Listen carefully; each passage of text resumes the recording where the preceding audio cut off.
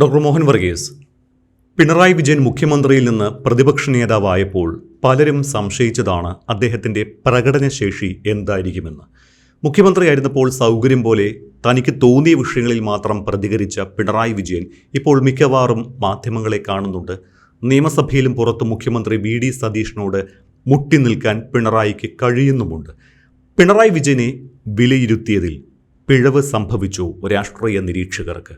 അതോ വി.ഡി. സതീഷിന് മുന്നിൽ പാടുപെടുന്ന ഒരു പിണറായിയാണോ നമ്മൾ കാണുന്നത്? ഇവിടെ മുൻ പ്രതിപക്ഷ നേതാവ് ഇപ്പോഴത്തെ മുഖ്യമന്ത്രിയായിരിക്കുന്നു. നേരത്തെ ഉണ്ടായിരുന്ന മുഖ്യമന്ത്രി ഇപ്പോഴത്തെ പ്രതിപക്ഷ നേതാവുമാണ്. നിയമസഭയിലെ കഴിഞ്ഞ ദിവസങ്ങളിലേക്ക് വാക്പോര് കാണുമ്പോൾ എന്താണ് താങ്കൾ വിലയിരുത്തുന്നത്? രണ്ട് ചോദ്യങ്ങൾ ഒരുമിച്ച് ചോദിക്കേണ്ട ഒരു അവസ്ഥയിലാണ്. പ്രതിപക്ഷ നേതാവ് ശ്രീ പിണറായി വിജയനെ വിലയിരുത്തിയതിൽ തെറ്റുപറ്റിയോ? അതിനേക്കാൾ ഒരു പക്ഷേ പ്രധാനപ്പെട്ട ചോദ്യം, മുഖ്യമന്ത്രി ശ്രീ വി.ഡി. സതീശൻ പ്രതിപക്ഷ നേതാവായിരുന്നപ്പോൾ ജനം നടത്തിയ ചില വിലയിരുത്തലുണ്ട്. അത് മുഖ്യമന്ത്രി പദത്തിലെത്തിയപ്പോൾ ആ വിലയിരുത്തലിൽ മാറ്റം സംഭവിച്ചുവോ? ഇത് രണ്ടും ഒരുപോലെ ചോദിച്ചെങ്കിൽ മാത്രമേ കതിരും പതിരും തെളിച്ച് എടുക്കാനാവൂ. പ്രത്യേകിച്ച് നിയമസഭയ്ക്ക് ഉള്ളിലെയും പുറത്തെയും ശ്രീ പിണറായി വിജയനും ശ്രീ വി.ഡി. സതീശനും തമ്മിലുള്ള പോരാട്ടം. കാരണം പ്ലേറ്റ് നേരെ തിരിയുകയാണ്. പഴയ മുഖ്യമന്ത്രി പ്രതിപക്ഷ നേതാവും പഴയ പ്രതിപക്ഷ നേതാവ് മുഖ്യമന്ത്രിയുമാകുന്നു. ഇത് വെസ്റ്റ്മിനിസ്റ്റർ മാതൃകയിലുള്ള സംവിധാനത്തിൽ ഇത് സ്വാഭാവികമാണ്. ഷാഡോ ക്യാബിനറ്റിൻ്റെ തലപ്പത്തുള്ള ആളാണ് മുഖ്യമന്ത്രിയാകേണ്ടത്, അല്ലെങ്കിൽ പ്രധാനമന്ത്രിയാകേണ്ടത്. തിരിച്ചും പ്രധാനമന്ത്രിയോ മുഖ്യമന്ത്രിയോ ആയിരുന്ന ആൾ പ്രതിപക്ഷ നേതാവാകേണ്ടത്. പക്ഷേ ഇവിടെ എല്ലാവരും പ്രതീക്ഷിച്ച ഒരു കാര്യമുണ്ട്. പ്രതിപക്ഷ നേതാവിൽ നിന്നും മുഖ്യമന്ത്രിയിലേക്ക് ശ്രീ വി.ഡി. സതീശൻ കടന്നു വരുമ്പോൾ പറഞ്ഞ കാര്യമെല്ലാം നടത്തിയെടുക്കാൻ കഴിയും. കഴിഞ്ഞ കുറേയൊക്കെ വളരെ ചടുലതയോടെ ആത്മാർത്ഥതയോടെ പറയുന്ന വാക്കിന് ഉറപ്പോടുകൂടി ചില കാര്യങ്ങൾ ചെയ്തു. പലതും പ്രതീകാത്മകമായിരുന്നു. ഈ മഞ്ഞ കുറ്റി എടുത്ത് തോട്ടിലിറങ്ങി അല്ലേ, കേരളയിൽ വേണ്ട എന്നങ്ങ് വെച്ചു. വലിയ സമയമെടുത്തില്ല, മുൻകൂട്ടി തന്നെ പറഞ്ഞതാണ്. പകരം ബദൽ പദ്ധതി കൊണ്ടുവരികയാണ്. രണ്ട്, ഈ രക്ഷാപ്രവർത്തനം നടത്തിയവർക്കെതിരെ, അല്ലെങ്കിൽ രക്ഷാപ്രവർത്തനം എന്ന പേരിൽ പോലീസുകാർ, ഗൺമാൻ, മുഖ്യമന്ത്രിയുടെ ഗൺമാൻ ഉൾപ്പെടെ അഴിനാടിയെങ്കിൽ അവരെ നിയമത്തിന് മുന്നിൽ കൊണ്ടുവരാനുള്ള എല്ലാ മാർഗവും എടുത്തു. അത് നീതിയാണ്. എ.ഡി. തോമസിനെ എം.എൽ.എ. വരെയാക്കി കോൺഗ്രസ് പാർട്ടി മാതൃക കാണിച്ചു. മർദ്ദനമേറ്റ കെ.എസ്.യു. നേതാവാണ്, യൂത്ത് കോൺഗ്രസ് നേതാവാണ്. മാത്രമല്ല വയറ്റിൽ കത്രിക കുരുങ്ങിയ ഹർഷി നായികെ മെഡിക്കൽ കോളേജിൽ തന്നെ ജോലി കൊടുത്തു. എന്നിട്ട് നവീൻ എ.ഡി.എം. നവീൻ ബാബുവിൻ്റെ മകൾക്ക് സർക്കാർ സർവീസിൽ ജോലിയായിരിക്കുന്നു. എന്തെല്ലാം പരിഹാര ക്രിയകളാണ് നടന്നത്. തുച്ഛമായ സമയത്തിനുള്ളിൽ 1 മാസം കൊണ്ട് എന്തെല്ലാം പോസിറ്റീവായി ചെയ്യാമോ, പ്രതീകാത്മകമായി ചെയ്യാമോ അത് ചെയ്തു. പക്ഷേ പ്രതീകാത്മകതയ്ക്കൊക്കെ ഒരു ലിമിറ്റുണ്ട്. അതിനുശേഷം നയങ്ങളിലേക്ക് വരേണ്ടതുണ്ട്. എന്താണ് UDFിൻ്റെ നയം? പ്രത്യേകിച്ച് മദ്യനയം, അതേപോലെ തന്നെ വിഭവങ്ങൾ, പ്രകൃതി വിഭവങ്ങൾ, പ്രത്യേകിച്ച് കരിമണൽ ഉൾപ്പെടെയുള്ള കാര്യങ്ങളോടുള്ള നിലപാടെന്താണ്, നയമെന്താണ്? വി.ഡി. സതീശനെ കുറിച്ച് നമ്മൾ പണ്ട് പറയും, അദ്ദേഹം ഹരിത M.L.A. ആയിരുന്നു. ഇപ്പം കേരളത്തിൻ്റെ രാഷ്ട്രീയ നഭോമണ്ഡലത്തിൽ വി.ഡി. സതീശൻ ഒരു കൊള്ളിമീൻ പോലെ വരുന്ന ഒരു സമയമുണ്ട്. ഒരു പതിറ്റാണ്ട് മുൻപുള്ള സമയമാണ് അത്. ഉമ്മൻചാണ്ടിയുടെ ഗവൺമെൻറ്റിൻ്റെ സമയത്ത് ഭരണപക്ഷത്തിൻ്റെ ഭാഗമാണ്, വലിയ നേതാവൊന്നുമല്ല, മന്ത്രിയല്ല, ഒന്നുമല്ല. പക്ഷേ അദ്ദേഹം ഒരു ഗ്രൂപ്പിനെ നയിച്ച ആളാണ്. ഒരു കുൽസിത താല്പര്യമുള്ളൊരു ഗ്രൂപ്പല്ല, മറിച്ച് ഹരിത M.L.A.മാർ എന്നുകൂടി അറിയപ്പെട്ടിരുന്ന ഒരു ഗ്രൂപ്പാണ്. അതിൽ വി.ഡി. സതീശനുണ്ട്, T.N. പ്രതാപനുണ്ട്, ഹൈബി ഈഡൻ, അന്ന് M.L.A. ആയ സമയത്ത് ഹൈബി ഈഡനുണ്ട്, V.T. ബലറാം ഉണ്ട് എന്ന് വേണ്ട പാരിസ്ഥിതിക സംരക്ഷണത്തിന് താല്പര്യമുള്ള ആളുകൾ ചേർന്ന് നിന്നുകൊണ്ട് ഒരു സമ്മർദ്ദ ഗ്രൂപ്പായി പ്രവർത്തിച്ചു. മദ്യനിരോധനവും അവരുടെ അജണ്ടയിൽ ഉണ്ടായിരുന്നു. അപ്പം ഇതെല്ലാം അന്ന് മുതൽ തന്നെ വി.ഡി. സതീശൻ പുലർത്തിയിരുന്ന ചില ഉദാത്തമായ ചില ശീലങ്ങൾ, ചില മാതൃകകൾ, ചില ദർശനങ്ങൾ. അത് മുഖ്യമന്ത്രിയായപ്പോൾ, അധികാരം വന്നപ്പോൾ പ്രായോഗിക പരിഗണനകൾ, ഇപ്പം കരിമണലിൻ്റെ വിഷയത്തിൽ ഒരു നയം പൂർണ്ണമായി എടുത്തിട്ടില്ല എങ്കിൽ പോലും പ്രൈവറ്റൈസേഷൻ ഏത് രൂപത്തിലാകാം, അതേപോലെ തന്നെ മദ്യ നയം രൂപീകരിക്കുന്നതിന് മുൻപ് തിടുക്കത്തിൽ എന്തുകൊണ്ട് നികുതി ക്രമപ്പെടുത്തി വീര്യം കുറഞ്ഞ മദ്യം എന്ന ക്ലാസിഫിക്കേഷൻ എന്തൊരു ബുദ്ധിയായിരുന്നു. ഒരു കാറ്റഗറിയിൽ LDF നികുതി പ്രത്യേകമായി ഏർപ്പെടാതെ വിട്ടു. ഇത് സത്യമാണ്. പ്രത്യേകമായ നികുതി, വീര്യം കുറഞ്ഞ വിദേശ നിർമ്മിത മദ്യത്തിന് പ്രത്യേകമായ ഒരു നികുതി ഘടന ഇല്ലായിരുന്നു. 251% ഡ്യൂട്ടി എന്ന ആ ഒരു വലിയ ഡ്യൂട്ടി തന്നെയായിരുന്നു. അതേസമയം വിദേശ നിർമ്മിത വിദേശ മദ്യത്തിന് നികുതി കുറവാണെന്ന് ഓർക്കണം.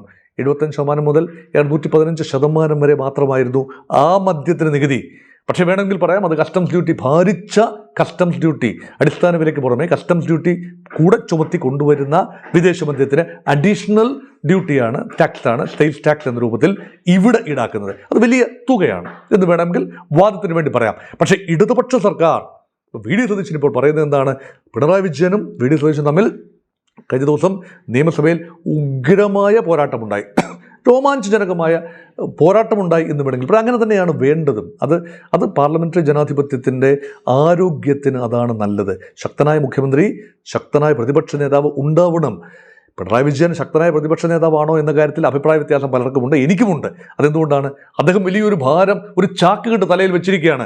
അദ്ദേഹത്തിൻ്റെ മകളുടെ രൂപത്തിൽ, അദ്ദേഹത്തിന് എതിരെ വരുന്ന പല ആരോപണങ്ങളുടെ രൂപത്തിൽ, അദ്ദേഹത്തിൻ്റെ പാർട്ടിക്കുള്ളിൽ തന്നെ ശ്രീ പിണറായി വിജയന് നേരെ വന്നുകൊണ്ടിരിക്കുന്ന വിമർശനങ്ങളുടെ ഭാരം പേറേണ്ടതുണ്ട്. കഴിഞ്ഞ 10 വർഷത്തെ എസ്റ്റാബ്ലിഷ്മെൻറ്റിനെതിരെയുള്ള ആൻറ്റി ഇൻകംബൻസി ഫീല് അതിപ്പോഴും പിണറായിയെ ഹോണ്ട് ചെയ്തുകൊണ്ടിരിക്കുന്നു. അതിനെല്ലാം ഉത്തരം പറയേണ്ടത് പിണറായി വിജയനാണ്. പുതിയൊരു നേതൃത്വമായിരുന്നെങ്കിൽ അങ്ങനെ ഉണ്ടാവില്ലായിരുന്നു എന്ന് ചിന്തിക്കുന്ന ആളാണ് ഞാൻ. പക്ഷേ പിണറായി വിജയൻ തന്നിൽ അർപ്പിതമായിരിക്കുന്ന റോൾ എത്രത്തോളം ഭംഗിയായി ചെയ്യുന്നു എന്നത് മാത്രമാണ് ഈ വീഡിയോയിലെ പ്രതിപാദ്യ വിഷയം. കൃത്യമായി വി ഡി സതീശനെ മുൾമുനയിൽ നിർത്താൻ ശ്രീ പിണറായി വിജയനെ കഴിഞ്ഞ ദിവസം നിയമസഭയിൽ കഴിഞ്ഞു. പക്ഷേ വി ഡി സതീശൻ അതിൽ നിന്ന് കൂത്തറി മാറാൻ തീർച്ചയായും വൈഭവമുള്ള ഒരാളാണ്. അത് കാണുകയും ചെയ്തു. പിണറായി വിജയൻ കോൺഗ്രസിൻ്റെ തലപ്പത്തേക്ക് വി ഡി സതീശൻ എത്തിയ രീതിയെക്കുറിച്ച് ആക്ഷേപ ശരം തന്നെ ഉയർത്തു. പക്ഷേ അതിനെ ഭംഗിയായി ശ്രീ വി ഡി സതീശൻ പ്രതിരോധിക്കുന്ന കാഴ്ച കണ്ടു. താങ്കളുടെ പാർട്ടി നേരെ ആരോപണം നേരെ തിരിച്ചു വെക്കുകയാണ്. താങ്കളുടെ പാർട്ടിക്കുള്ളിൽ നടക്കുന്നത് അത്ര ഭദ്യമല്ല, അത്ര സഭ്യമായ കാര്യങ്ങളല്ല.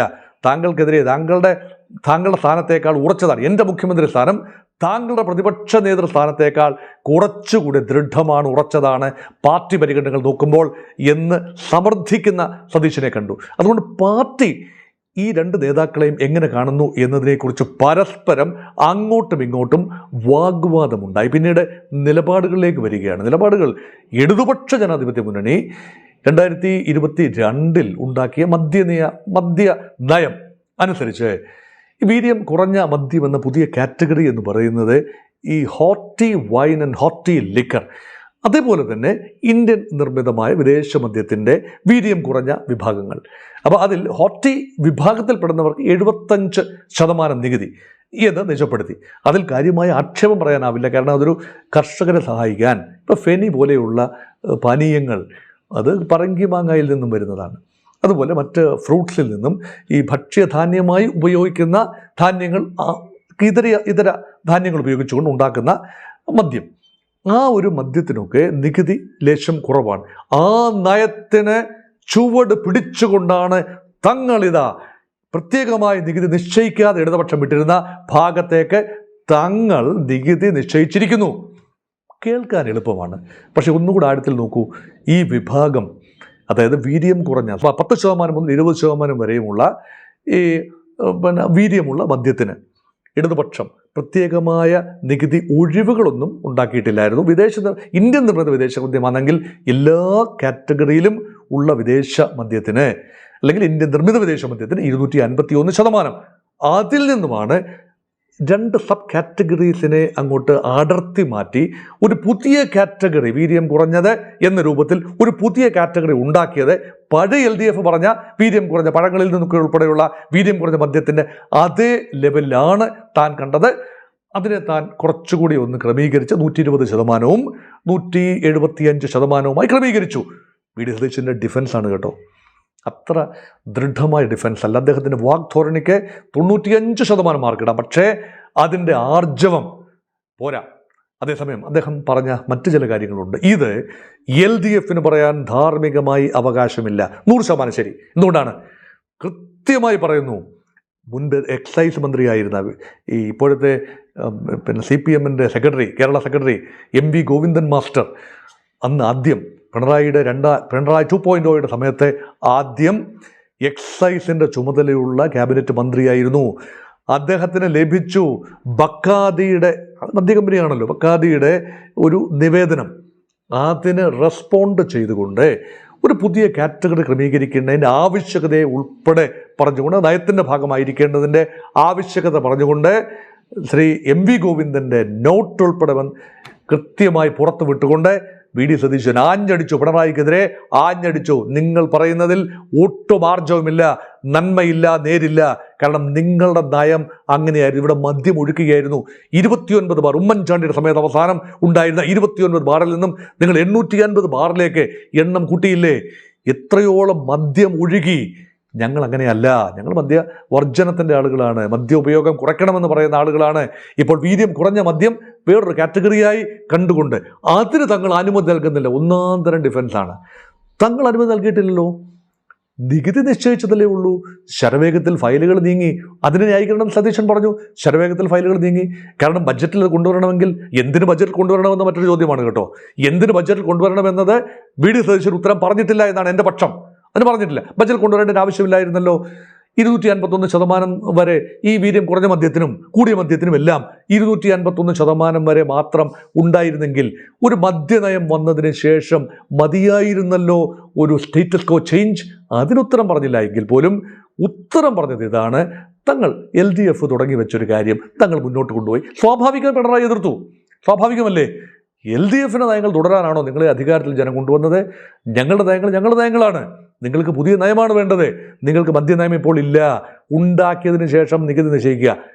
ഇതിന് ശ്രീ പിണറായി വിജയനെ പറഞ്ഞ ഒരു ആരോപണത്തിന്, അല്ലെങ്കിൽ ആ ഒരു കാര്യത്തിന് അദ്ദേഹത്തിന് വഴങ്ങി എന്ന് തോന്നാത്ത രീതിയിൽ VD സതീശൻ അങ്ങ് വഴങ്ങി.